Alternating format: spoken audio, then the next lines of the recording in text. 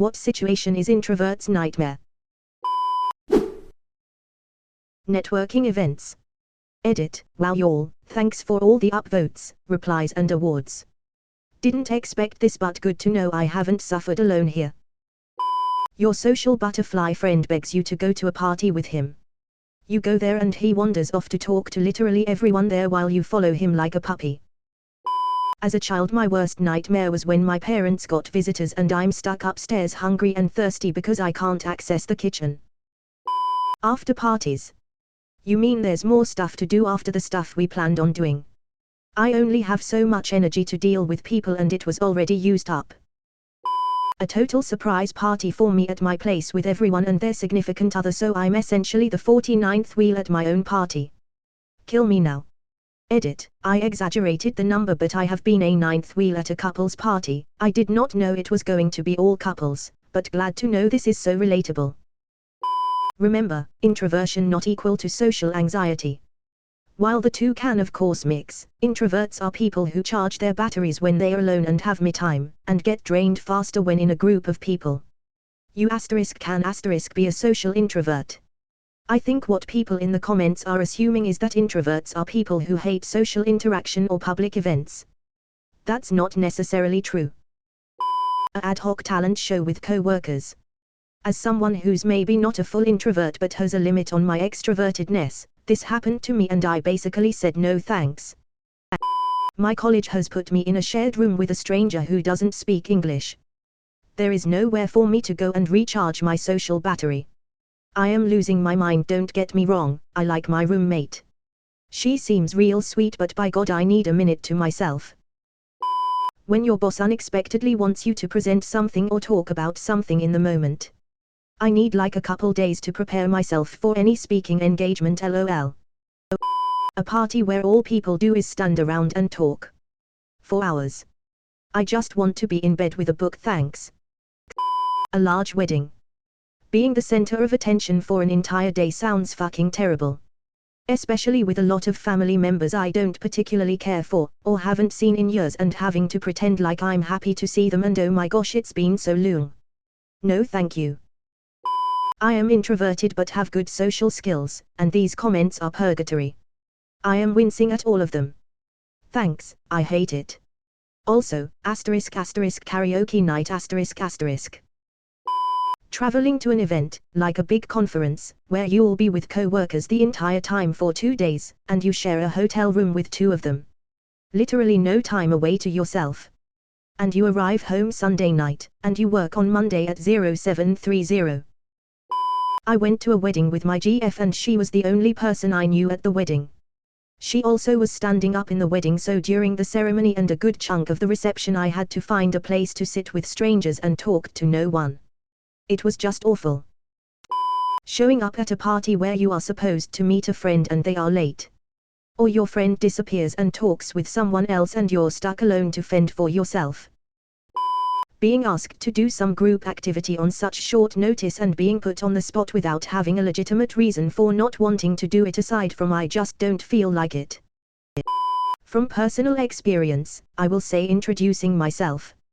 I'm really shy in person, social situations drain me, and I simply prefer my own company.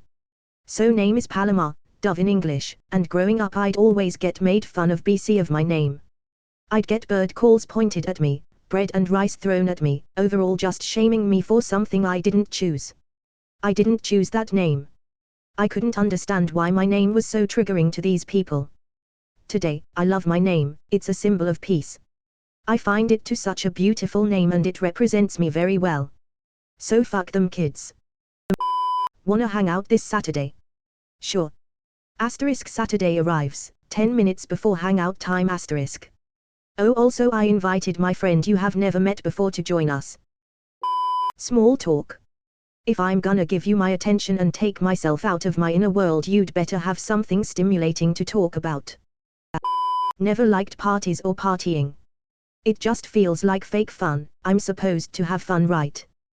But I feel more out of place. Corporate events etc, pretty much the same thing in my view, but with a layer of cringe added.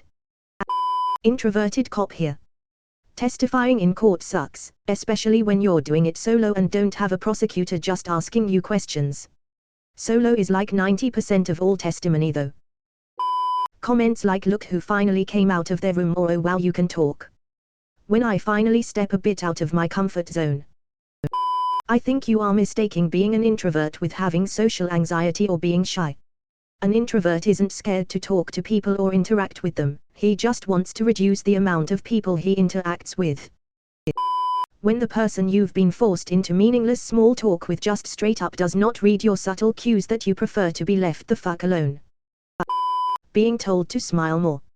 Sorry, don't have the energy to give a fake smile. I only smile when happy. Most of these answers are more relevant to someone who has social anxiety. Introverts are not inherently socially awkward, but find social interactions draining, rather than invigorating. Projects in which we need to go and talk to random people and get their opinion on something. I just made up imaginary people and wrote random opinions. Branching out into the world of online dating, meeting someone new, going through the anxiety of a first date, hanging out for a while, and then getting ghosted by said person when you thought you had a true connection, all a true story by the way. If anyone wants to read the whole mess, it's up on my profile LMAO. Being at a social event and swarmed by a bunch of people who think introverts are zoo animals who need special attention. Are you okay? Do you need anything? Your spouse dying.